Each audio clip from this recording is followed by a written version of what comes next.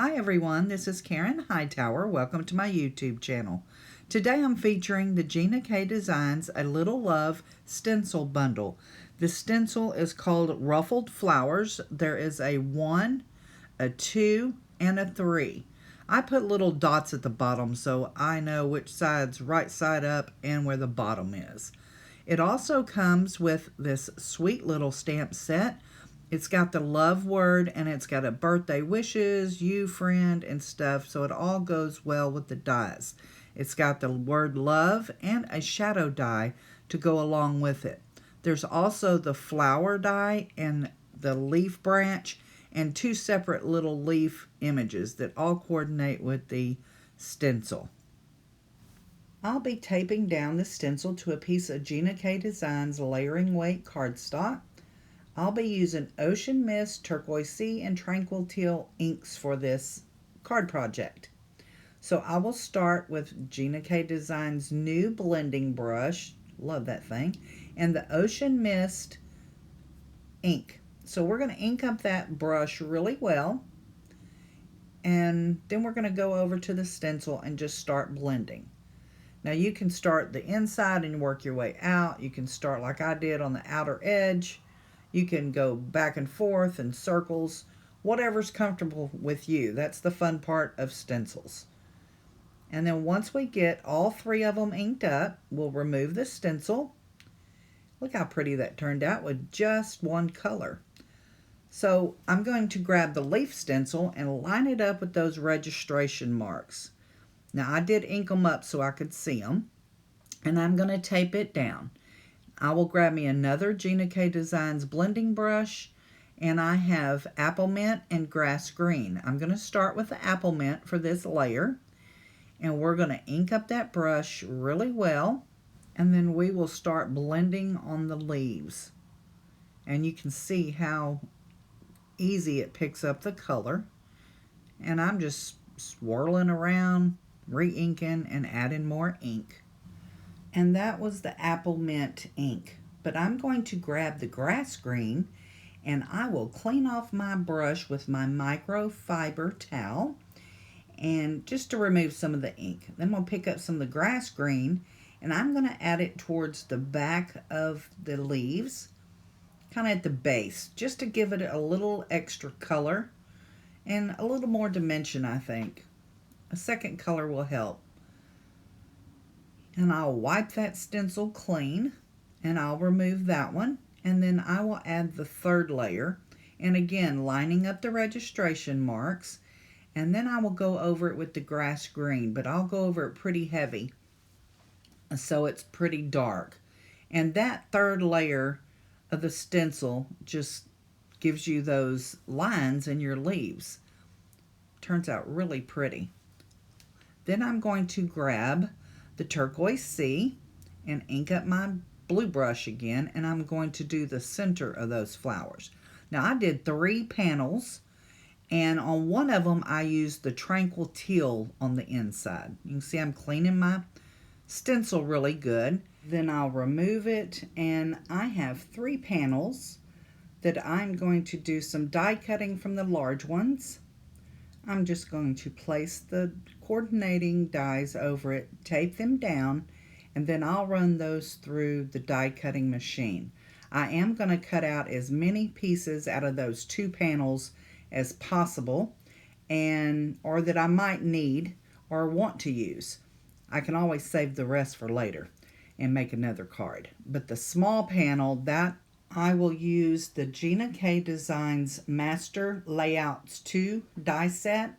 I have the stitched die that I'm going to cut this panel out with, and I'm just kind of moving it around, finding the spot I want, keeping in mind I want to use a piece of the leftover on the inside of my card. I also have the die from that set that is the shadow layer that I'm cutting out in black Onyx cardstock, so I can layer those 2 together. I will also be cutting the love word out in black Onyx, but I'll cut it out 3 separate times and attach them together. The layering die I will cut out in vellum, so it'll have a nice little halo around the word on the card. I like the way that looks. So I have my Tim Holtz tool that you use to poke out your die cuts and any of the leftover parts. And you can see all three of the loves I've die cut. And my panel, I'm going to attach it together with Gina K Designs Adhesive Dot Runner. I'm just going to put some adhesive on there and I'm going to layer it up. And just be sure once you get it where you want it to rub it really well so it will become permanent, because it does give you a few minutes to pull it apart and reset it if your layer's crooked. So here are my three loves, and I'm going to take my Connect glue and I'm going to just put some little dots all over one of them. And I'm using T90 little dots, as you can see. And I'm going around with the glue. Then I'm going to lay them on top of each other. And I do have to use my tweezers to help line up the word or the letters because my fingers are really big and I can't get in there in them tiny little areas. So I just use them tweezers to make sure everything gets lined up. And I just take my time. Now on the last piece to glue on top of the vellum, I put glue down and I just touched it with my finger to pick up any excess, because you know vellum, you can see anything through it. So I'm going to attach it on top and just carefully line it up. Just take your time doing this part. The vellum leaves a nice little halo around your word. So we're going to take the panel and we're going to attach it with the Connect glue on top of our card base and just get it lined up. And then we're going to start adding our pieces.